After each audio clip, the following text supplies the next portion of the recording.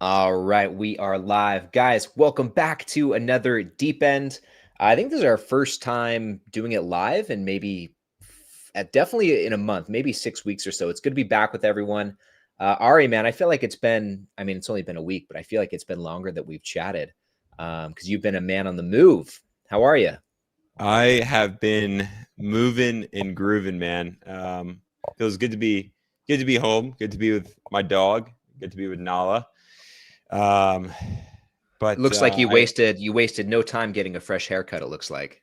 no, I actually got this while in where was it? Man? I've been in so many places in the last month. Um, Port. No, I was about to say Portugal. No, I got this in Portland? Portland. Okay. Yeah, I got on like the second to last day because I was doing some events and speaking and this, but look, I'm excited because in less than 2 weeks now, I will be back on the road, and I will be heading to five different cities, three of which are relevant and pertinent to every viewer, listener out there. I am actually going to be on the Blossom tour. Ryan, I'm going to miss you, man. I wish you were going. I wish you were there. Maybe I next know. year. Yeah, But definitely. for everybody out there, first of all, this podcast, The Deep End, powered up by Blossom. And so yours truly will be going on the tour, New York, Chicago, and LA. And we will drop down there in the pin comment a link that you can register to go to these events. But I highly recommend it. I'm fired up from conferences in the last few weeks. I've been to a couple of them. There's just nothing like being in the same room with all this energy of people who are walking in the direction you want to walk in. You know what I'm talking Yes. about?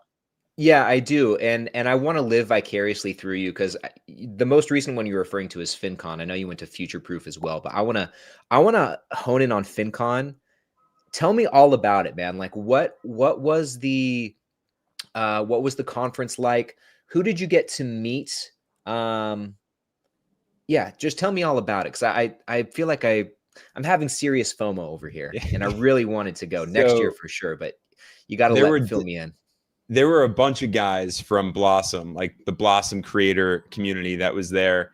And we look, FinCon is full of people who want to be creators or already are creators. There are some guys that, brands that go, obviously, and then there's also advisors who show up trying to build up their businesses. So the way I see FinCon is it was just like the place to be for people who are looking to revolutionize the future of finance. And we were all there. I mean, I love being with fellow creators because we all have a similar, mindset, helping others invest and save and become financially fit. So that's awesome. I will share two stories. Two stories come to mind. The first story, and I'll make them pretty quick, but the first story that comes to mind when I was leaving Future Proof in California, I went to the airport and I got on board the plane, and all of a sudden, I was boarding Alaskan Airlines. Never flown Alaskan Airlines in my life, and very nice people. And we were heading to Portland for FinCon, and I sit down. I strike up conversation with this guy Doug, who was sitting to my left, and this woman Dorothy to my right. I just strike up the conversation, talking about finance, talking about what they did for a living, and where they were off to, and whatever, just small airplane chatter. Then all of a sudden, the captain comes on and he goes, "We have to deplane," and Mm. we had to deplane because some malfunction. And the woman to my right's like, "Oh, we're going mad," right? And for me, I love in these situations just to be like, "Oh yeah, this is actually supposed to happen exactly the way that it's happening. I don't know why it's happening, but it's supposed to happen this way. Otherwise, it wouldn't happen, right?" I just believe that no matter what happens in life, it's the perfect thing. Um, so Doug was just telling me that he spoke to somebody else that was going to FinCon on the plane that was sitting like a handful of rows up. So once we deplaned, I ran over to this guy. His name was Derek Kinney. Man, this guy, like, FinCon wouldn't have been the same if it weren't for this guy, Derek Kinney. He's Really? also a fellow creator. I highly recommend looking him up. Derek is, coming at this whole thing from the framework more so of working with advisors, but he gave a really amazing speech at FinCon about how to actually speak well and sell. So I just want to give a shout out to Derek, and Derek and I both had this takeaway. It's always worth striking up small talk. No matter where you go, you never know who you're sitting next to. You never know who you're chatting with. Mm-hmm. This second story I want to share with you, and really, I feel like everybody knows Joseph Hogue, Bowtie Nation. Mm-hmm. So I was able to finally, after so many moons, chat in person with Joseph. And we actually did a collaboration video together at FinCon, which Joseph is going to release on his channel. But it was just so epic, man. I can't recommend it enough. I don't care if it's finance. I don't care if it's arts and crafts, if it's sports. Like, whatever you like to do, go find the people that like to do that and hang out with them and do it and like synergize together, because it's just the buzz, man, that like I'm high off of FinCon. I'm high off of Future Proof. And guess what? I'm already high and ready to go for Blossom. So you better believe when I'm on stage, I'll be bringing it there too. So one question about FinCon. Obviously, you like you said, you came back feeling recharged and ready to go and pretty stoked about all of this stuff. What were some of your, if any, takeaways from, and I'm asking from one creator to another, what were some of your takeaways in that department in terms of maybe like what's on deck or what's new and cool and happening in the world of, finance creators? Were there any takeaways from that? Yeah, the biggest takeaway, man, for me was we all need to work together and get closer. And I'm going to bring in the larger communities. Like, we all need to, as investors, work closer together, because we're in the midst right now. And and this is also coming from the framework of seeing Future Proof too. Future Proof is more advisor centric, but I chatted up with the JP Morgan guys, Vanguard, all these guys. And it's the same message I shared with them. Right now, every investor out there who is listening to this right now has to understand that we're in the midst of a revolution. That revolution is about taking Wall Street. I can't even say back. I don't think retail investors ever had it. So I'm just going to say taking over Wall Street. The louder we are, the louder the retail investors are hyping up their creators, their favorite creators, hyping up, what we're doing, whether it's online or in person, the community. There we go. Where's the hype, guys? Of a financial revolution for the first time ever. We legitimately have some serious, I want to say, buy-in power on what Wall Street does. And we can either remain strong and get closer together now to be able to control our future for the better, or we can go back to times of old, right? And kind of just like, oh yeah, whatever, like same old, same old. That is my biggest takeaway, because I've just realized more now than ever, even when I was at Future Proof. Yeah, I work on Wall Street, but I'm also a creator. And so I like play the double card, right? And what I realized here is like that creator card is so powerful, because when the retail investors speak to me or speak to you, Ryan, or speak to any creator out there, and they hype up their favorite creators and they stand behind them, and then us creators stand together, or we march to Wall Street, we're saying this is what the retail investor wants. Guess what? Wall Street has to fold. I'll be interested to see how, because it seems like it's kind of two separate worlds, right? The way that the picture's kind of being painted is it's kind of us against them. I don't know if it's necessarily that way in reality, but that's kind of what it's sounding like here. But if that is the case, then at some point, Wall Street, and we're already seeing this, Wall Street will try and bring the creators into the fold. Do you know what I'm saying? Do you see that happening too? They're already doing it. Now, here's where it gets really interesting. And this is where fiduciary responsibility for creators really has to come into play. As creators, I'm in the midst. Listen, I heard in from the big guys on Wall Street. I heard the chatter from the creators, and I just want to say this: be careful who you follow. Be careful where you get your information from. Ask yourself, do they have any real angles? Are they getting paid, and by whom? Those are important questions when you select a creator to follow, a finfluencer to follow. Because if they're doing things for the money and hyping up certain products, very dangerous. That's what Wall Street is going to try to push a lot of creators to do. My whole thing is, don't be bought out by Wall Street.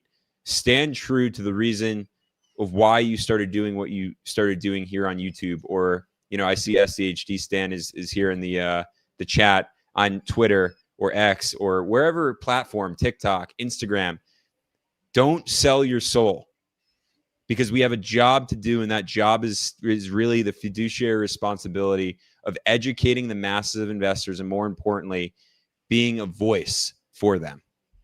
Yeah, I agree. I think and I think you guys in the chat, let me know what you think about this. Share your thoughts too as we're talking about this stuff. We want you guys to participate in the conversation too. But I think one of the big draws to the creators on YouTube or these social platforms now, I can definitely say this is the case with you and me. It's like at the end of the day, we're just normal dudes, talking about this thing that we enjoy.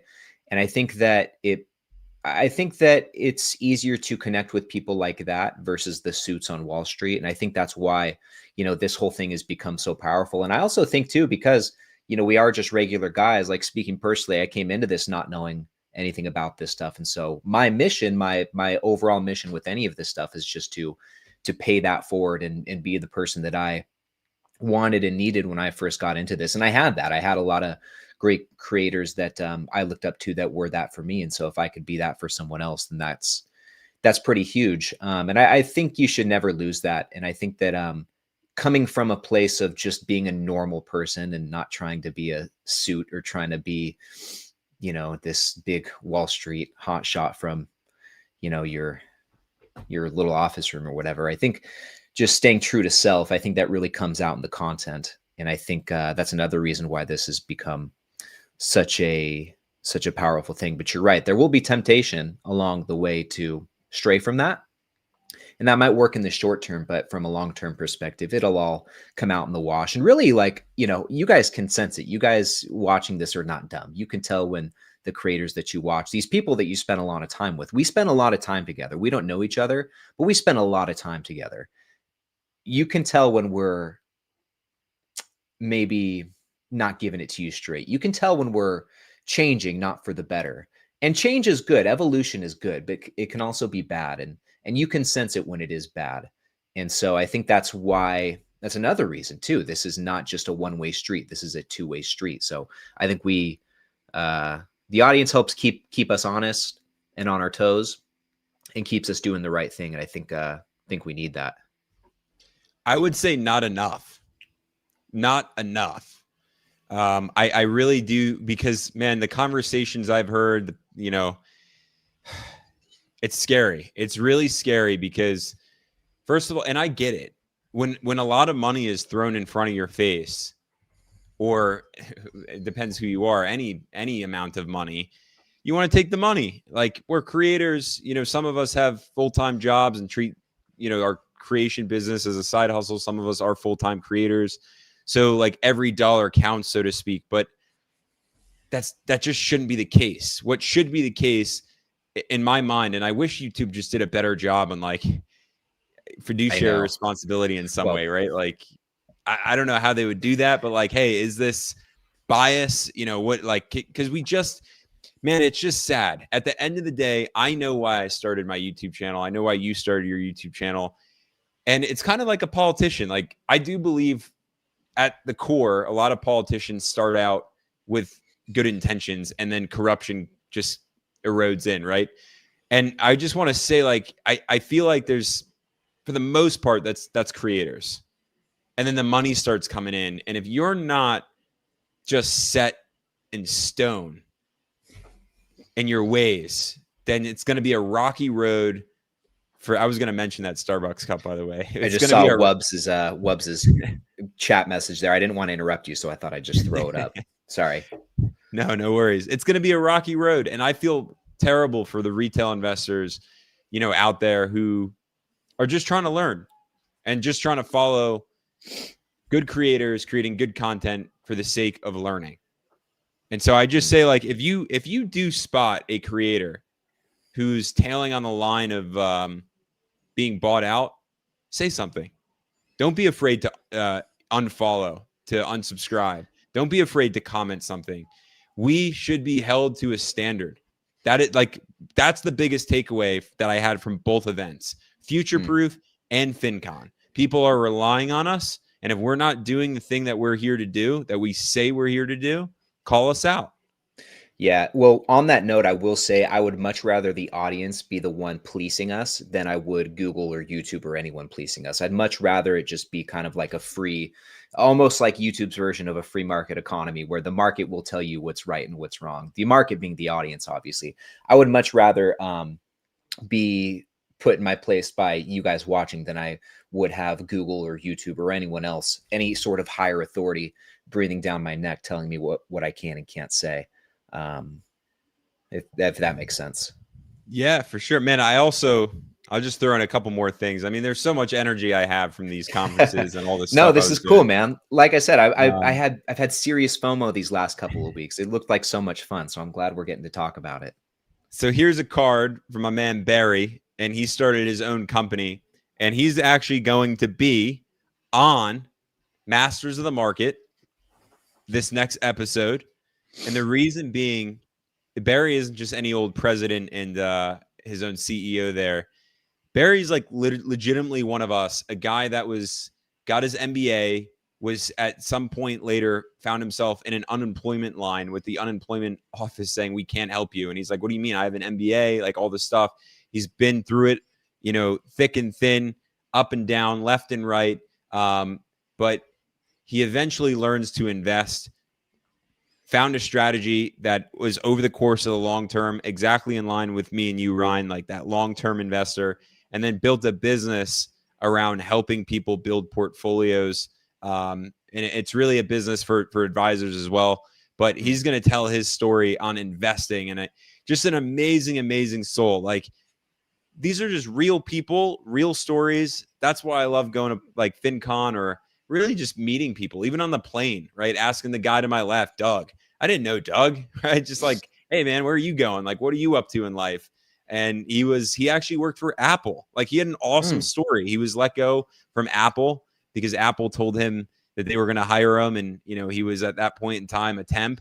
And then he signed a contract that he would quit as a temp, and then Apple would hire him full time. And then it like never happened, right? Like, and he got screwed by Apple, but like to hear that story, but he had enough money anyways to retire because he was worked at Apple.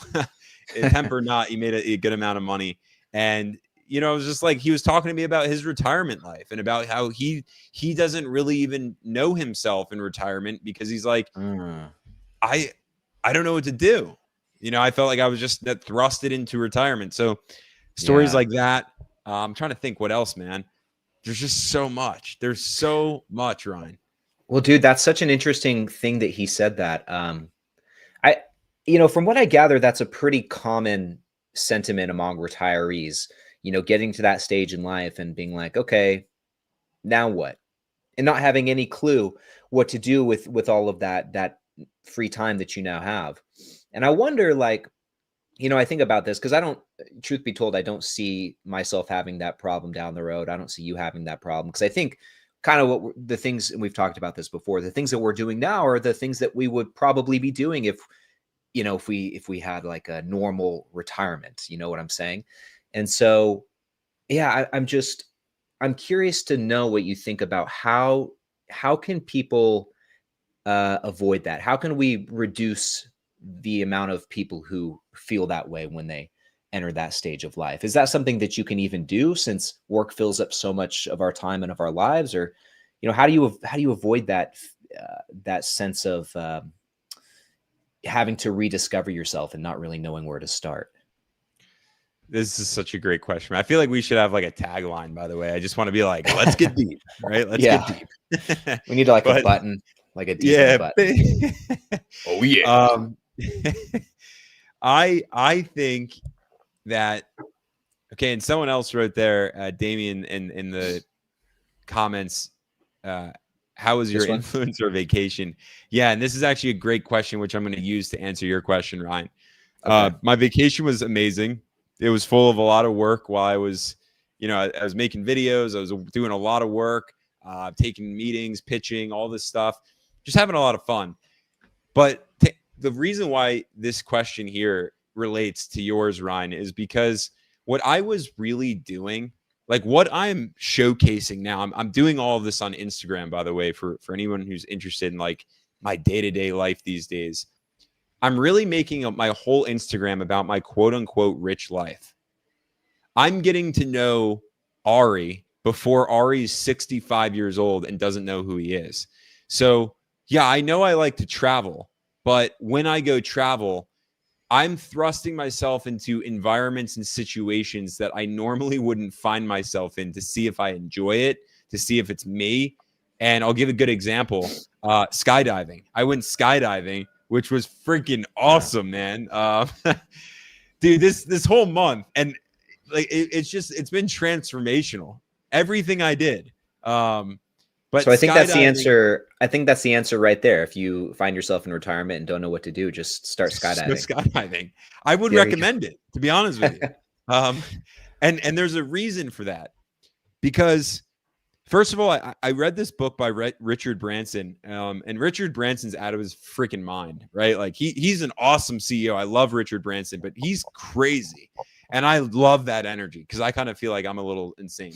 So Richard Branson is a guy who would like take his employees skydiving with him and do all these crazy trips because one, he's trying to bring out the best in his employees, but two, he's trying to help them break out of their own limitations and their fear.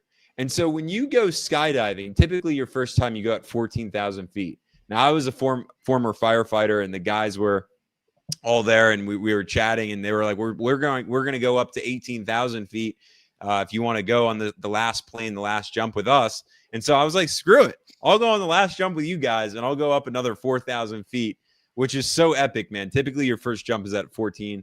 I went up there to 18 with the guys, and it was just an epic experience. What I'm getting at here, though, is, okay, I already have like a high notch for thrill, right? Being a firefighter is just crazy. So you see a lot, you do a lot, you're in a lot. You have this. But You have this right here. What Craig said to a T. This is the best. Honestly, this couldn't be more true. Craig said, for those of you listening to the podcast, gotta love Ari's zeal for life. That's exactly what it is. I love life, dude. It's amazing. And guess what? Every freaking day it's getting better. Like it's getting better. That's the crazy part. So, all right, let me talk. We're on the plane up, right? And in my head, I'm like just conceptually thinking about what's really going on here. Before you get in the plane, you got to like watch a whole video and like sign forms. Like doing this act could kill you, and like all this stuff, right? And then you get up to the top, and they just tell you again, like, you don't have to jump if you don't want to. Even though you flew up with us, like, take your out right now. If you don't want to, no pressure. And then finally, it's your time to jump. Okay, so they open up the door. Now, by this time, I was the only one on the plane with like the actual instructors. So they open up the door. Everybody scoots towards the door, and finally, you sit on the edge of the plane, or the edge of that doorway, and you look out, and there's a split second, just a split second. You're 18,000 feet in the air, and you look out, and then you come back in, and then you just go. You just free fall. Yeah, I gotta And go. I gotta go. We're gonna hit the pause button so I can go change my Depends real quick. it's not for everybody. Yeah. But I will tell you this. In that moment, you're looking down. Again, it's a split second before you're free falling. You're just falling, man. Like, and it's amazing experience. But there's like a flash of like, hey, they tell you if the parachute doesn't open up, just stay calm. And that's all you can do. Like, yeah, there's the backup chute, or like, but there's no like backup, right? Like, and just like anything can go wrong. Like when I was a firefighter, man, you can go into the house and like radio out and get the hell out of there if it's bad. when you're 18,000 feet in the air and something's going wrong, you can't just like be like, hey, plane, circle back up and pick us up. Like, you're falling. That's it. This is the risk that you're taking, risk of death. So on that experience, you damn well learn who you are on that way, on your way down, and you land. Now I have a video of me landing. I'm just like, woo, you know, like flying in. I loved it, man. I'll probably go again. And not only that, I think I'm going to get my license to start jumping in other countries as I travel. But I knew that was coming. I I'm knew it. crazy, man. As soon as I saw that video of you in the plane and doing it, my first thought was like, yeah, he's going to want to get his, it's not a license, I know, but oh yeah, Ari's going to want to start doing like solo jumps now. Solo jumps. For anyone who hasn't seen it, you can go to my Instagram. It is a pretty epic video. Yeah. And it seemed like the whole decision was just on a whim. It was like, this is the day you were supposed to go to the airport, go home, and you're like, you know what? I've got like 4 hours to kill. Let me just drive. Let me just rent a car. Let me just drive up into the mountains, and maybe on the way back, we'll just hit a quick skydive. I had 5 hours to kill, man. And I said, what can I do to see the max amount of Portland as possible? And I was like, I think I just skydive today. Like, I think I'll just do that. But also, Ryan, what this brings into mind for me, and I think I stated this when I was making the video, but like, just jump, just do it. Like, life is short. And so this all goes back to that retirement question. I'm learning who I am now. So I'm not Doug in 35 years. And I'm like, I don't know who I am. And I don't even know how to figure myself out. I was just talking to a girl earlier today who called me with a similar situation. She's like, I feel lost. I'm like, I'm just going to use her name. I'm like, Sophia, you're not lost. You're right there. Like, I found you, right? Like, you're not lost. You're just unwilling to be clear with yourself. So take risks, take chances. And that comes back. Let's tie this into investing now. This comes down to taking, I think, some risk even as an investor. Like, you don't need to play it ultra safe.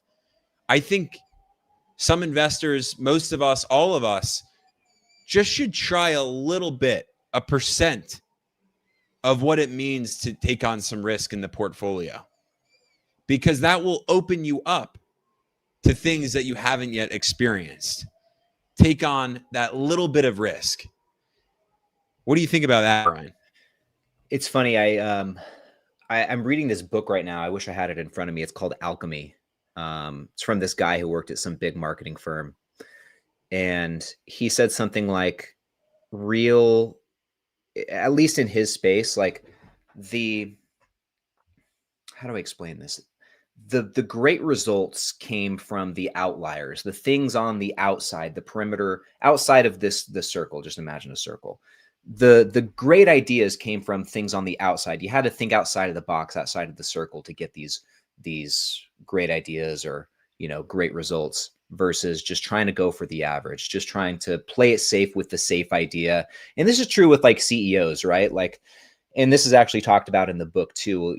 Businesses will grow to a point where, especially when they become publicly traded, everything is under the spotlight. And so when you get in these upper level positions, these management positions, or be the CEO or COO, whatever it is, you feel this fear to think outside of the box or outside of the circle, to take these big chances on these maybe wacky ideas that maybe don't seem to make the most sense. You can get fired for doing those things and having them go wrong. And that's kind of the risk, right? They can go wrong and you can lose money, or, lose money for your shareholders or yourself, or they can go right. And that's the thing that really propels growth in a big way. So instead of behaving that way, they just play it safe and they stick to cookie cutter ideas, and they do things by the book, because you can't get fired for doing the rational in the box thing. Typically, you can't get fired for just staying on the straight and narrow and laying low and playing it cool. And so I think when it comes to your portfolio, that's also the trade-off. You can take a risk on something, and investing in stocks is inherently risky. Like, there's going to be risk even if you buy Procter and Gamble or Coca-Cola. There's still risk. There's varying degrees of risk depending on what you buy and when you buy it. But still, these decisions that you make, you are exposing yourself to a certain amount of risk. And as everyone likes to say, more risk, more reward. I don't think that's always the case with investing. It's not always the case. I actually think the opposite is true. I think that you should try to, if you can, this is a have your cake and eat it too scenario, where I think ultimately you'd like to reduce risk as much as you can while maximizing returns. But then the question is that even realistic? In most things, I don't know, maybe not. Maybe it's not. And so, yeah, to your point, I think when it comes to your portfolio, if you're going to have a well-balanced, well-rounded portfolio, which I think everyone should, I think everyone should work on building something like that. I think, yeah, it makes sense to allow yourself a little bit of skydiving action, jumping from 18,000 feet and seeing where you land. It could either, the parachute could open just fine and everything could be hunky dory, or the parachute doesn't open and then you find yourself Die. face first on the ground. Um, But obviously it's not that your severe. funeral is going to be epic. Yeah. Yeah. Well, Look, they definitely won't call you a guy who just, stayed inside and played it safe and then he died. You definitely would have much more of a story to your life I'm if you lived I'm that just way. being real, man. When I say this, like, I don't want to be the guy who, when I die and people show up at my funeral, they go, that Ari Gutman guy, he played it so damn safe his whole life and did everything, according to whatever standard. I want to be the guy who goes, or the guy who's there in that casket and people are saying, that guy lived. That guy freaking lived. He took risks that were, sometimes crazy, but he lived. And that's now I'm going to come full circle on even bigger news, man. This news keeps coming. This week, because of the risks I decided to take when it came to investing, Brian, I'm happy to share, man, in my portfolio, thanks to the stock market and all the buzz out there, interest rate cuts and everything going on. We have officially crossed $350,000 in that brokerage Dang. account, man. And Good I might be job. pretty ballsy in saying this one, but I'm gunning for 400,000 by the end of the year, which is nuts. I know I only got a few months, but Yeah, who knows? The market's crazy, and I keep throwing all my money into a tech-oriented ETF, and who knows? well, yeah, let's see what happens, man. I mean, there's 3.5 months left in the year. So far, every goal that you've set so far for this year, you have surpassed. And I think I'll actually pull this up. Actually, now would be a good time to do it since we're almost, 3/4 of the way through the year. So going into 2025, where is it? Going into 2025. Oh, bear with me. Here it is. Okay. Going into this year, your goal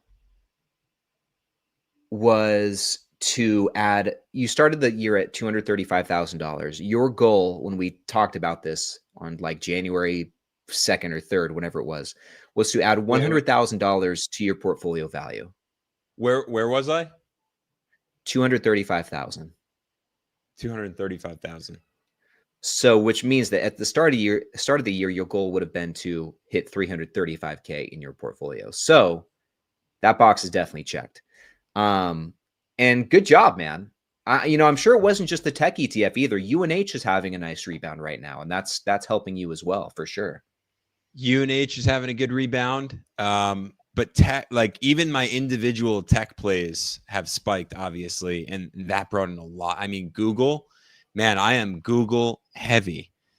I got like bricks of Google on my back, man. I'm so Google heavy, and so Google has just been soaring lately. So when I again look at my portfolio, and I think I keep going back to this rich life thing, and I keep talking to a lot of people about it. I'm going to be talking about this at Blossom as well. The investor profile and the necessity to understand your rich life. Two important things, I think. And I'm also seeing some comments in there about, risk taking and different positions people are in. And I get that all. But I have some counterpoints to that. It's about the setup. It's about the setup to be able to take certain risks. And I'm talking calculated risk. I'm like, when I throw the word risk around, I'm not talking about being an idiot and like gambling. I'm talking about taking calculated risks. Like my big risks were potentially sacrificing the legitimately reliability of income from dividends, higher dividend payments, and just a smoother trajectory upwards versus this volatile ride that I can sometimes be on. But I guess it kind of matches my personality these days, man. Going from like waking up to skydiving. Like how's that morning coffee? Yeah. Yeah, definitely. We've got a I go think, ahead. by the way, definitely by year's end, I don't want to say it, but I'm going to say it. 375,000. I hope to close out the year with 375,000 at least. Yeah, I think that's doable, man. I definitely think that's doable, just based on how much you're contributing to your portfolio. Um, yeah, I mean, just based on how much you're contributing, even if the market stayed relatively flat by the end of this year, I'd be surprised if you didn't at least get to 375K. Yeah, we'll see how that goes. 400, good goal to shoot for. I think my goal, I turned off my note already, but my goal going into this year, well, we've talked about this. Initially, my goal was 100K by the end of the year. And then you're like, no, not good enough. 125 is the number. And I was like, yeah, I don't You're know, the man. guy that would Okay, be flying up whatever. to 14,000 feet, and I'd be like, no, Ryan's going 18. Yeah, and I would do it because I'm already up here. What's an extra 4,000 feet? And that was kind of my thought as well with this goal that you set for me. Yeah, what's another 25K? If we hit it, great. If we don't, we'll be okay. But now I'm at about 111K, which is quite a bit beyond where I thought I would be by the end of this year. Things have been good this year. And so, yeah, I think that there's still room to potentially hit that 125K goal by the end of this year.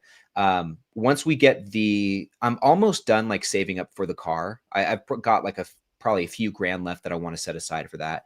But once that's ready to go, I'm ready to start going a bit heavier into my portfolio, really ramp up how much I'm investing in stocks. It's been a while. I've really been holding off on increasing my contributions. Just first it was like buying the house, then it was getting settled and building up a emergency fund from there, and then the baby, saving for that, and the car. It's just it's always something. But I think once the car thing's behind us, it's like green light, go. It's like, let's go, let's get into the market. But now the problem is, man, sorry, I'm rambling now, but now the problem is I don't really know what I want to buy. Like I've started building up a cash position. I put it Tech, in like tech, tech. I've started putting in like just a long-term bond ETF or something for the time being to generate some interest. But I'm looking around my portfolio and I just don't see anything that's jumping out at me. Outside of my portfolio, there's maybe like one or two options that I'm considering, but even then, I think that there's room for those to continue going down too. So I'm kind of in this weird point where I just don't see anything that I want to buy, and I'm still dollar cost averaging into SCHD and VOO every single week. That's not going to change, but as far as individual stocks go, it's kind of tough right now. So I would not mind, as nice as it would be to get to that 125. And I'll definitely need the market to continue going up for that to happen. But as nice as that would be, I also would not mind a pullback, and I would not at all mind some better buying opportunities. I think we actually could potentially see a pullback, and it You think wouldn't so? be, yeah, it wouldn't be like a massive pullback, but just enough of a little dip to get me and you probably pretty excited to throw some money in. I'll take any red day, any pullback I Yeah. can get to throw money in. But ultimately, I think we'll rally really strong by the end of the year because we're going to get two more, according to the Federal Reserve, potential rate cuts. And so if that happens, I just see the market going crazy. And, Yeah. I just want to, I thought I was laughing a couple times. I saw Damien's comment there. It says, Ryan's buying diapers while Ari is skydiving. So even while you were Oh. just talking now, and you were saying, yeah, I paid the car off and the house and this, man, our life's going to be more different right now. Yeah, it's true. It's true, and that just adds to like the already interesting dynamic that we have here in the deep end. Oh yeah. But this is kind of an interesting comment. So, and this kind of ties into what Jake asked here. So, Jake says, Ari, where do you see your portfolio this time next year? I think this ties into what Jose is saying a little bit, we're talking about the state of the market. Jose says, we're in an interesting time. The economy seems to be weakening, the rates are falling. It seems, eerily similar to 2021. And we all know what happened in 2022. In 2022, I think the S&P was down 18%, 19%. Pretty steep pullback for the S&P the following year. So, and you're kind of thinking there is a path forward where the market can continue ripping like it has been so far.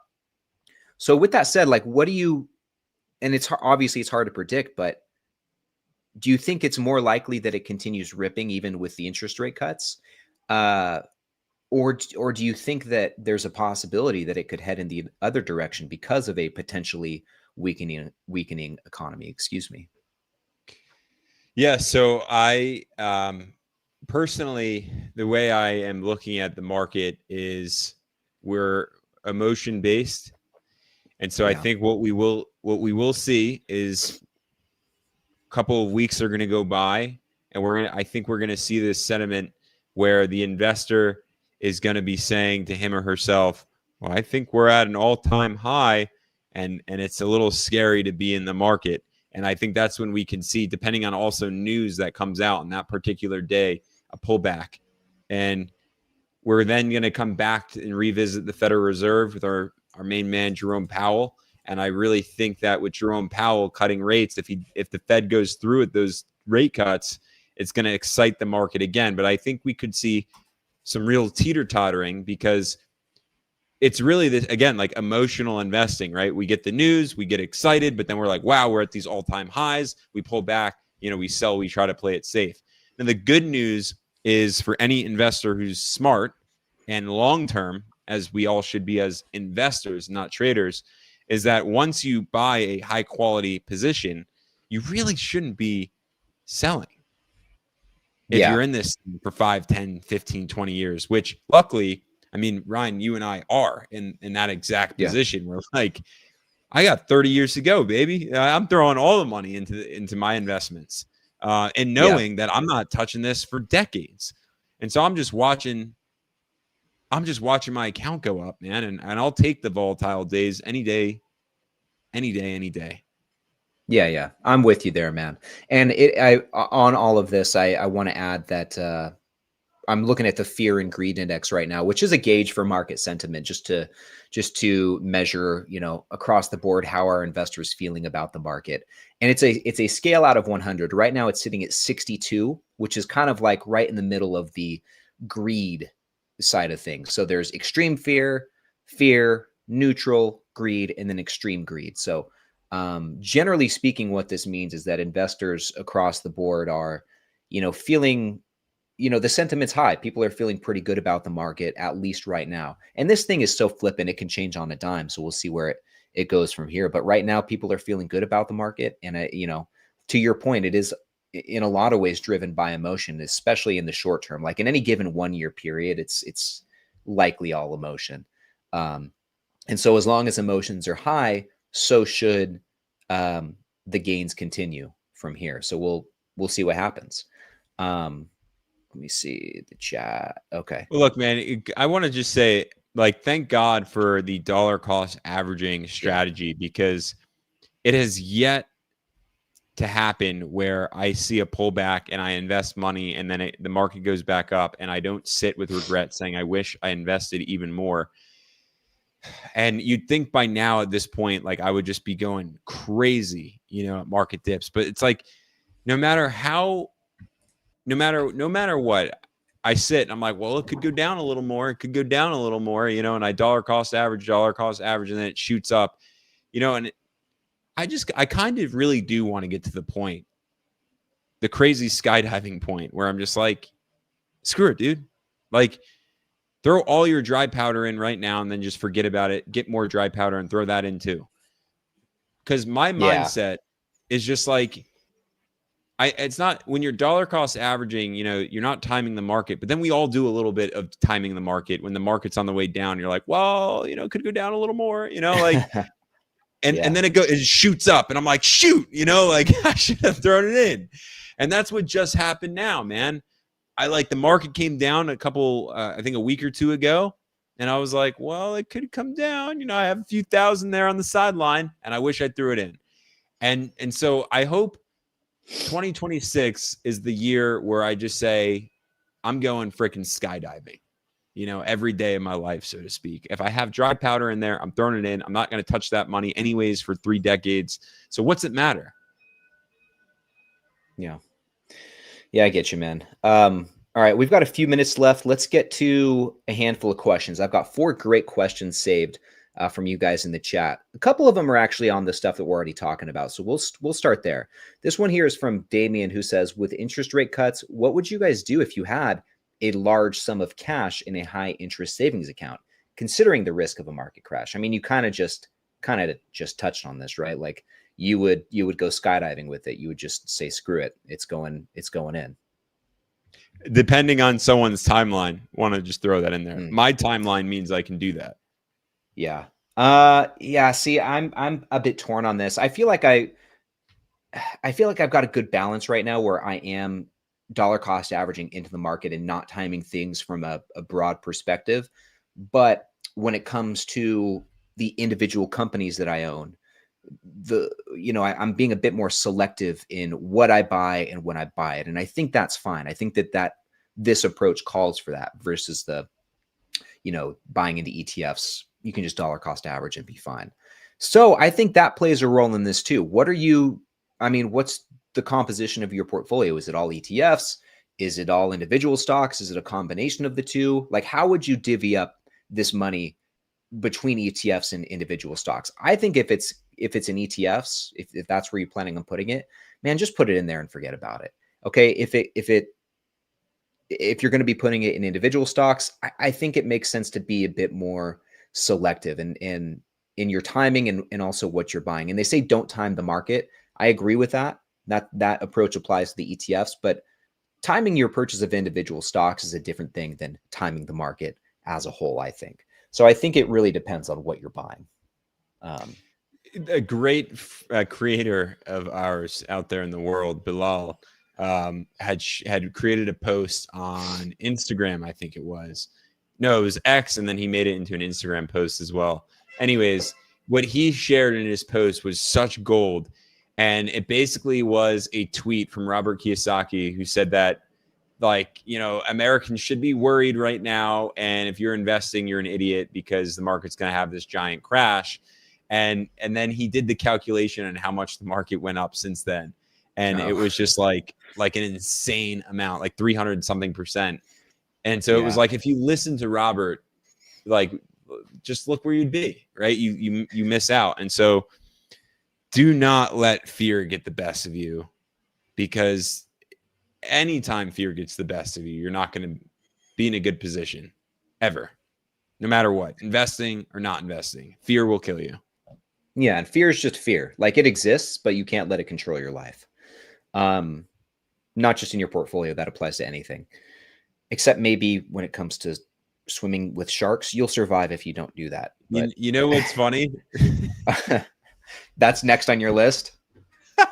So I think I'm gonna end October in Hawaii. I think I'm gonna go to Hawaii. Oh, cool. And my sister-in-law was like, because I was like, how do I top skydiving? My sister-in-law replied in our family chat, and she goes, there's always swimming with sharks. And my first thought was, that's not a bad idea. So TBD, I might be in Hawaii. I'll probably do the cage swim, but I might do it. I actually might do that. But you got to get a picture of you in the hula skirt to share with everyone. Hula shirt or didn't happen. Hula skirt or didn't happen. All right. This next question, these next two are going to come from Wubs, but this one is, would you sell out of some of your stocks to buy dips on some of your other positions at a good price? Is that something you'd ever do? I don't know that I would personally. I have personally done this only when I was downsizing my portfolio. And Yeah. so my whole strategy anyways was to downsize. And so what I did very strategically is I just looked at all my holdings. At that point in time, I had like 40 holdings, 40 plus, and I had to work down to 30, and then I had to work down to 20. And then I said to Ryan, I'll only ever keep 10. And now I'm at 7. Mm. So I just kept downsizing. And through this process, what I did was, first of all, I cried over high quality positions that I was in love with. I didn't really want to get rid of. But after I wiped those tears, I said, okay, which one of these bad Larrys is actually outperforming the S&P 500 and like killing it? Bad Larry's. Bad Larrys. I like that. I've never Sorry heard if your that name before. is out there. No, Larry. I'm going to use that. I'm going to steal that. So, That's so a great I've point. done it. Yeah. That's a great point about if you're in a position where you want to consolidate. In that case, I totally think it makes sense. I'm at a point now with my portfolio where I'm good. Like I don't feel like I need to trim anything right now. Really happy with all of my holdings. Don't plan on doing any more consolidating. In fact, I've probably got room to add one more position. But if I was in Ari's shoes at that time, where if I did want to consolidate, then yeah, why not? It's a good opportunity to do so. It give you a good excuse to sell out, so you can reallocate toward positions that you actually do want to own. So really good question, actually. So there's that one. I This is just a want good to one. say, if you have any last minute questions, like throw them in there. This is fun. This like spitball and answers. Yeah. So throw No, any this and is all questions in there. I miss this about the live stream. It's always fun doing this. And thank you guys for the great questions too. This other And one also sticking comes around this from, long. yeah, and for sticking around. What stock would you take the biggest risk on now if you had the chance? Oh. Okay, I'm going to assume this is no ETF. This is Yeah, no let's go ETF answer. individual company. Okay. I'm still very bullish long term on United Health. That sounds crazy, but I just am. And so if I had like 10 grand that was just thrown my way, I actually think I would throw more money into United Health, as we're going to experience what I think, again, not financial advice, not telling anybody to invest in it. Just I'm feeling bullish on United Health long term. And so I would foresee this baby just rebounding and continuing to soar. I'd throw some money into United Health. And that's only also because tech right now is just way, way overvalued at these highs. I would probably choose Rollins, my great white whale. And I think the business itself is not risky at all. But I do think the valuation that it's at does make it risky right now. It's funny that I say that, because I was saying the same thing like 2.5 years ago, when it was at like $33 a share, and now it's at 56, 57. So I don't know, maybe I'll always be saying that, but I think the valuation right now makes it a bit risky. But the company, man, I that's still one that I'm just dying to get in my portfolio someday. Waiting. That's what I'm building up dry powder for. Building up the dry powder, waiting for the big pullback. Gonna lock and load and hone in on Rollins. That's it. Speaking of dry powder, we just got another question come in from Jake about dry powder. Yes. So here we go. Can you ever have this too much? This will be the last one. No, come on, man. If someone throws one in and we're 1 minute you want away. to go? Okay. Yeah, We can go as long as you want. I know you're kind of on a time crunch though, so you tell me when, but we'll keep going. Okay. Too juicy. So anyway, no, we'll put 2 minutes on the clock. All right. Okay. So emergency fund. I at one point actually had legitimately a year worth of saving in dry powder, and what stupid decision that was. And I'm gonna preface by saying I think you really should just stick to the 3 to 6 month rule. The reason why I had like a year plus of savings is because I wanted to take a massive risk, which is what I did now, which is walk away from my old company and start my own business. And so I just needed like a really long runway. But I also just want to say this. You can reduce, like, you don't need 6 months of savings. Maybe you need 3 months, but then you have to compensate that other 3 months, I feel like, with your work ethic. You just better know who you are as a worker and like what you're capable of. Because I know me, I don't care what the hell I'm doing. I'm going to bust a move, a split, and a jump, right? Like I'm going to do it all. And it doesn't matter. I'm going to get out there and just make money. Like I don't have an off switch. So you have to know yourself. And if you're not that strong of a worker, you just, I don't know, whatever, like when life hits you, it hits you and you sit down, then maybe 6 months to a year is the better way to go. What do you think? Yeah, I completely agree. I think you can definitely have too much of an emergency fund. I kind of, no surprise, but I kind of err on the more conservative side. So personally speaking, I lean more toward the 6 months than the 3 months. I just feel better with that extra cushion. But yeah, I don't feel the need to have like a year's worth of expenses set aside. Um, I mean, unless we go through some crazy black swan event and you literally have no income for a year, then I guess you would, you'd be glad that you had that. But man, the chances of that happening are slim. I guess that's why they call them black swan events. But that's the only instance in which I think it could make sense for that to happen, or it would make sense to have that much saved up. And I just don't. Like I said, the chances of that happening are so slim. I think 6 months is a fair compromise, And like Ari said, you can work your way through that. If there's a 6 month period where you literally don't have $0 in income coming in, I don't know, That's a man. In you this day and problem. age, I agree. I agree. Totally agree. I just think like, even in a black swan event, people are always going to have needs. So here's like the business, the entrepreneur side of me is like, okay, just figure out what people need and go build that. Just go Just do that. start a YouTube channel. Start a YouTube channel.